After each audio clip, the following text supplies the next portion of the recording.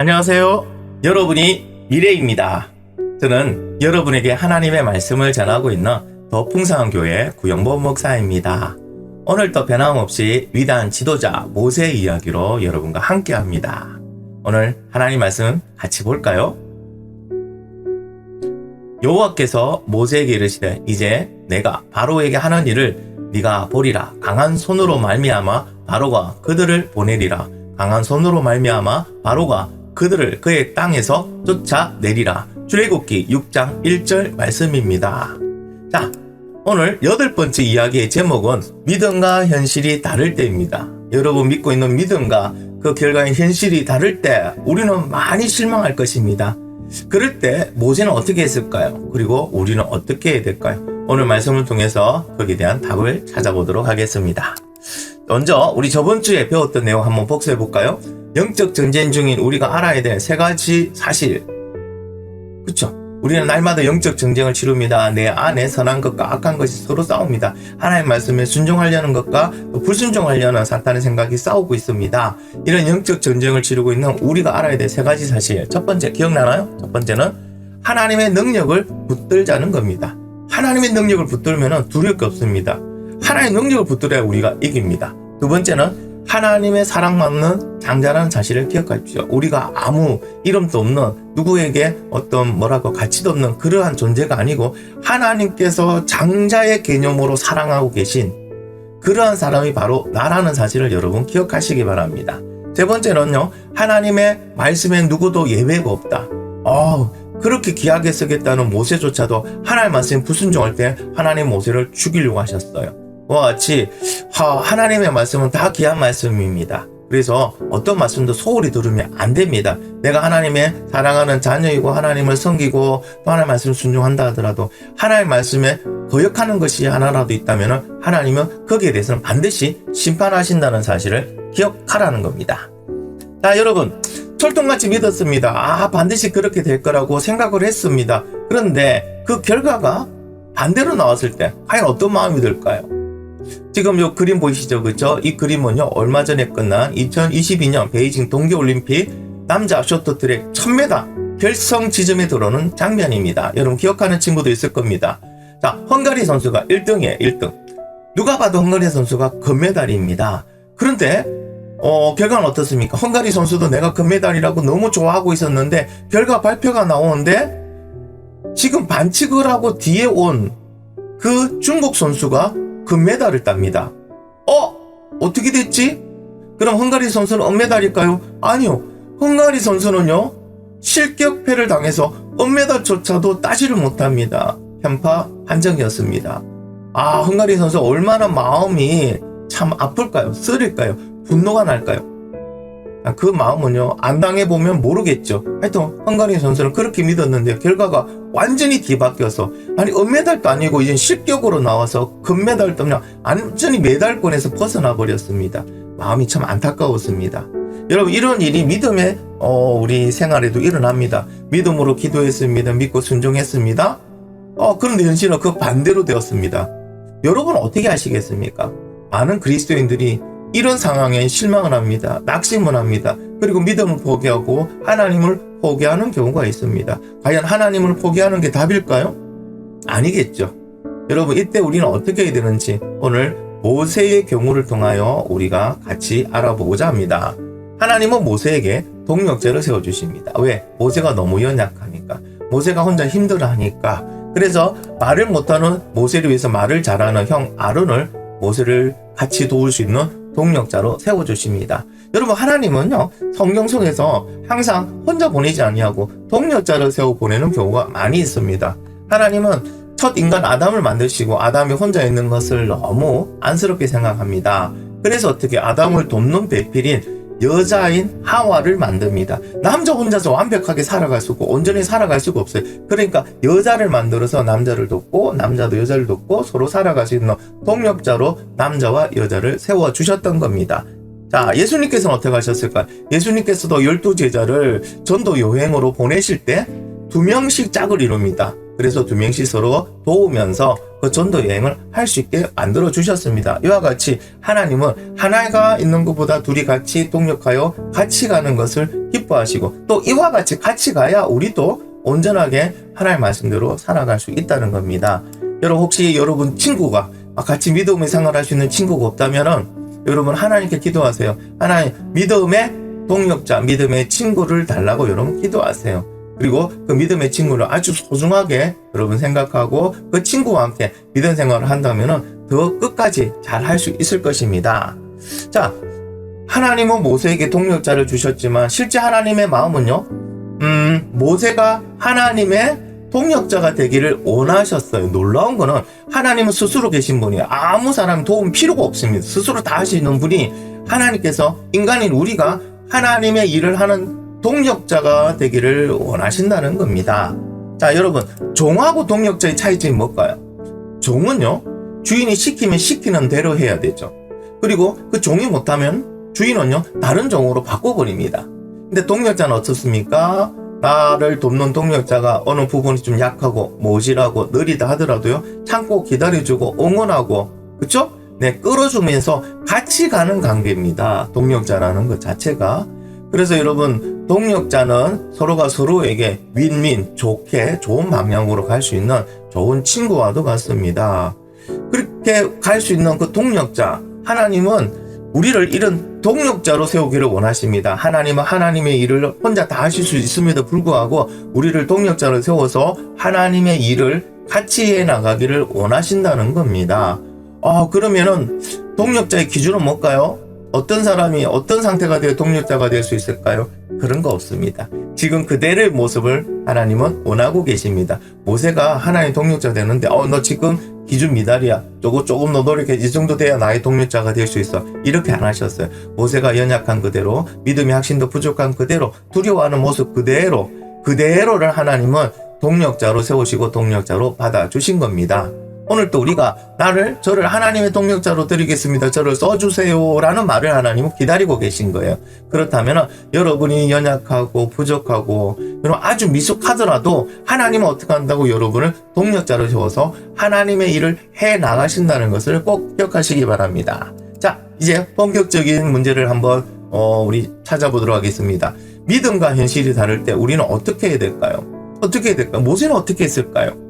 자, 모세는 하나님의 말씀대로 이스라엘 백성들에게 하나님의 말씀을 딱 전했습니다. 그러자 전혀 모세의 말을 믿을 것 같지 않았던 이스라엘 백성들이 모세의 말을 믿고 따랐어요. 하나님의 말씀 같이 볼까요? 아론이 여호와께 모세에게 이르신 모든 말씀을 전하고 그 백성 앞에서 이적을 행하니 백성이 믿으며 여호와께서 이스라엘 자손을 찾으시고 그들의 고난을 살피셨다 함을 듣고 머리 숙여 경배하였더라. 진짜 전혀 믿을 것 같지 않았는데 신기하게도 하나님 말씀을 그대로 전하니까 그들이 믿고 따랐더라.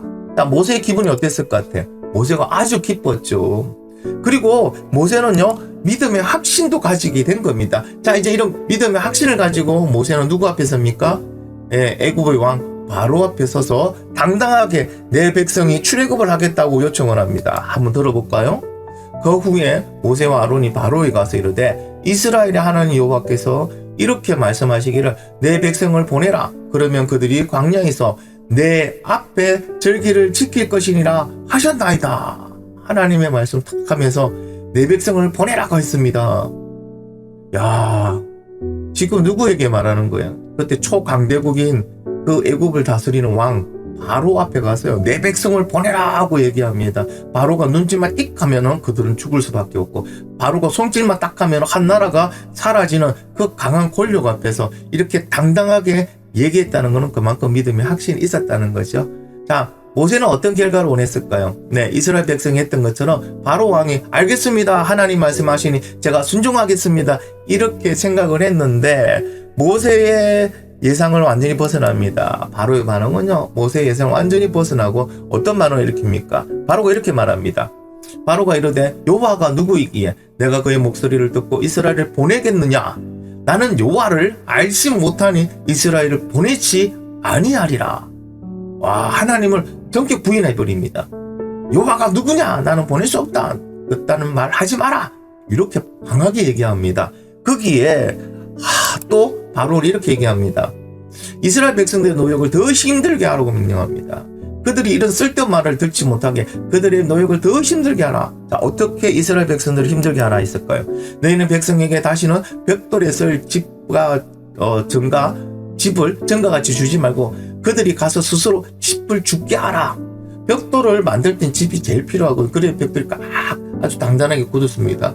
벽돌의 숫자를 하루에 만들어낸 숫자는 정해져 있습니다. 하루 종일 새가 빠지게 해도 그 숫자인데 전에는 집을 다 주워가지고 갖다 줬기 때문에 집만 옮기면 되는데 이제는 그 집을 어떻게 가서 주워서 직접 가지고 오라고 합니다. 그럼 시간이 어떻게 될까요? 시간이 더 많이 늘어난다는 거죠. 그래서 어떻게 해요? 그 사람의 노동을 무겁게 하고 수고롭게 하여 그들로 거짓말을 듣지 못하게 하라. 그러니까 바로와 아론이 하는 말을 듣지 못하게 하라. 괜히 이스라엘 백성들이 이 얘기를 듣고 수근수근하고 서로 마음이 동요될까봐 아예 차단시키는 겁니다.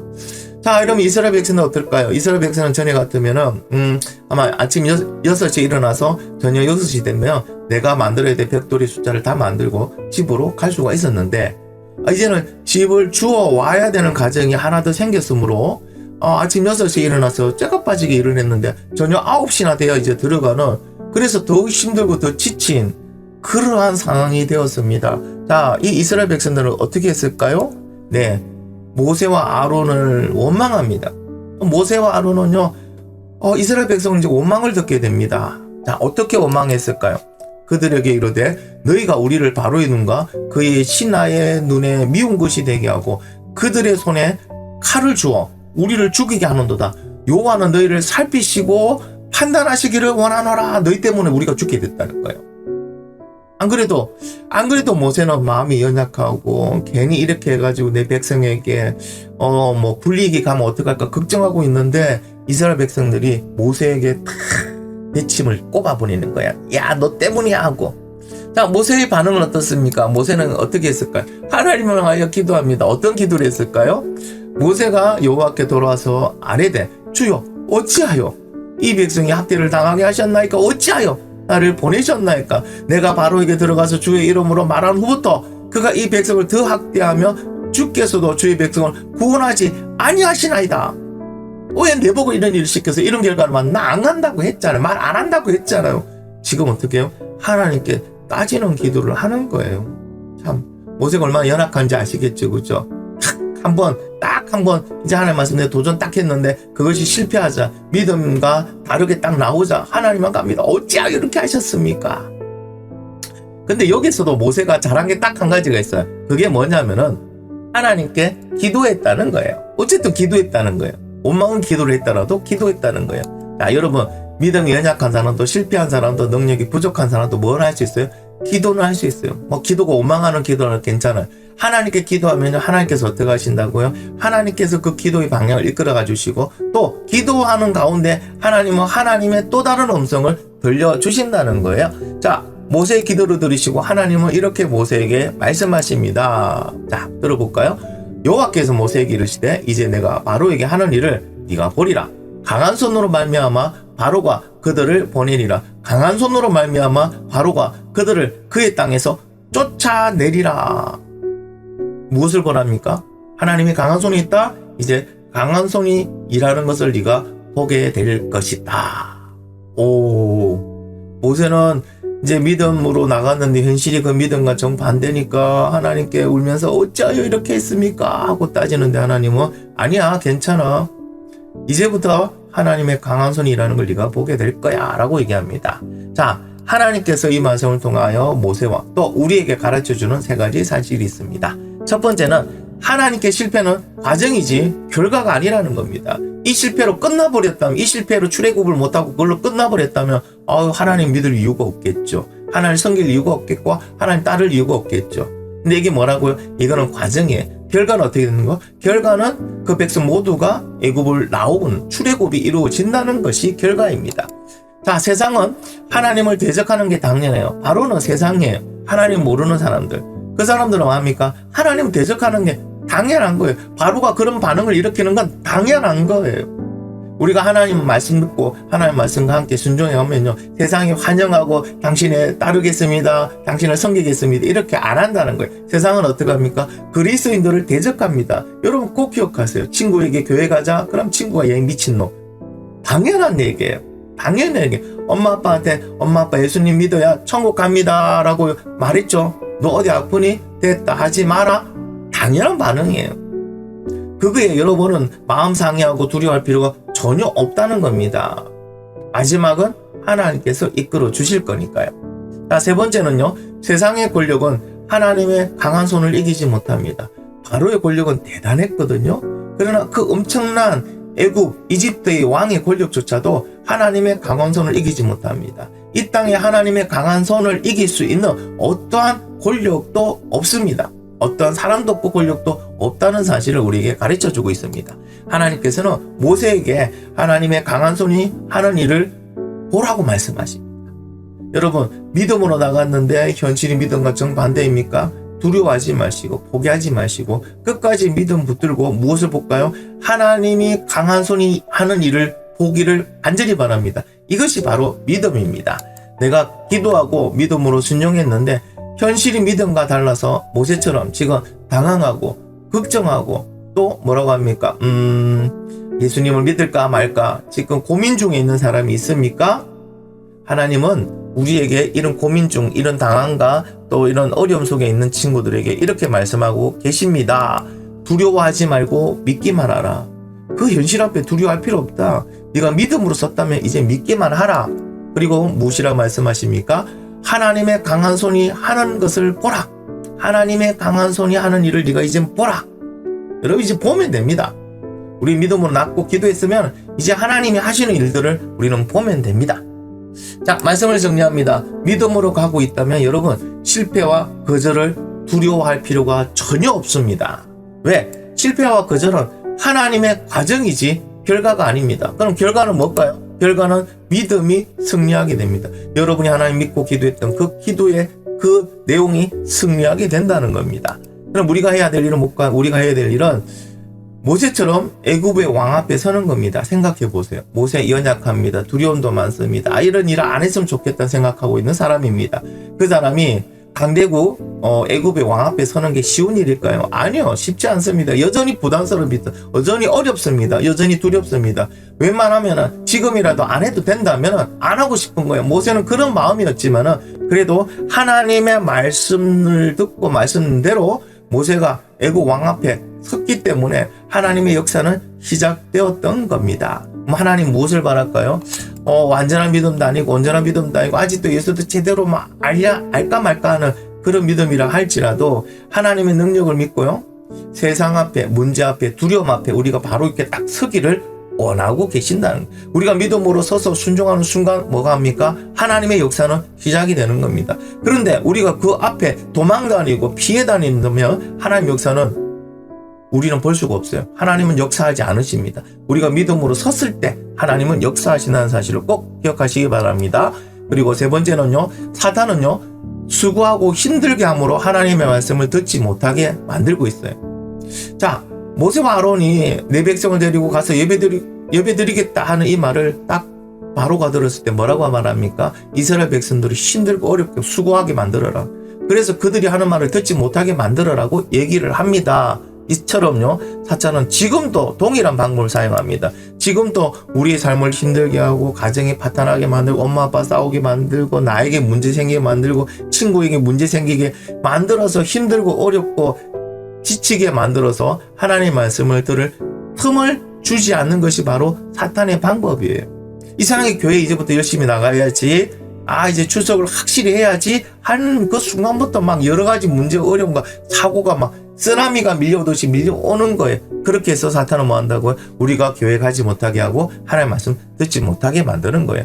자, 이때 우리는 어떻게 해야 될까요? 이때 우리는 어떻게 해야 될까요? 어떻게 이것을 이길 수 있을까요? 그것은요, 더 악착같이 하나님의 말씀의 자리, 예배의 자리, 기도의 자리를 지키는 거예요.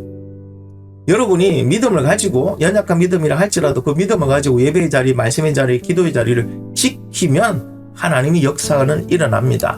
우리가 이렇게 하나님의 말씀에 순종할 때 하나님의 기적을 보는 거예요. 순종 없는 기적은 없습니다. 여러분 꼭 기억하세요. 내 믿음이 연약하더라도 순종하기만 하면은 여러분 하나님의 기적은 맛보게 됩니다. 지금 어려운 문제 속에 있습니까? 가정에 아주 힘든 문제가 있습니까? 여러분 개인이 또 밝힐 수 없는 그러한 또 두려움이나 또 문제 속에 있습니까? 하나님을 찾으세요. 하나님 앞에 믿음으로 기도하세요. 그리고 그 문제 앞에 두렵지만 당당하게 서시기 바랍니다. 그러면은 하나님의 기적을 여러분 맛볼 수가 있습니다. 오늘 말씀을 듣고 이제 모세가 바로 앞에 섰던 것처럼 나도 이제 세상 앞에 서겠다. 그리고 또 두려움 앞에 믿음으로 서겠다는 친구들은 오늘 목사님과 함께 같이 한번 기도하겠습니다. 하나님, 오늘 말씀처럼 바로가 비록 연약하고 두려웠지만 그의 믿음도 아주 연약했지만은 바로 앞에 선 것처럼 우리 친구들이 오늘 주님 말씀을 듣고 결단하고 연약한 믿음이지만은 세상 앞에 두려움 앞에 문제 앞에 서서 하나님께 기도하는 그런 친구가 되게 하여 주시고 그 기도를 통하여 하나님 역사하여 주시옵소서 감사드리고 예수님의 이름으로 기도합니다. 아멘. 여러분 참 잘했습니다. 오늘 말씀은 꼭 기억하고 여러분 한 주간도 이 말씀을 생각하면서 영적 전쟁에서 승리하는 여러분이 되기를 간절히 바랍니다. 여러분 다음 주 다시 만나는 시간까지 건강하게 잘 지내다가 만나기를 원합니다. 여러분 잘하고 있습니다. 여러분을 사랑하고 여러분을 응원합니다.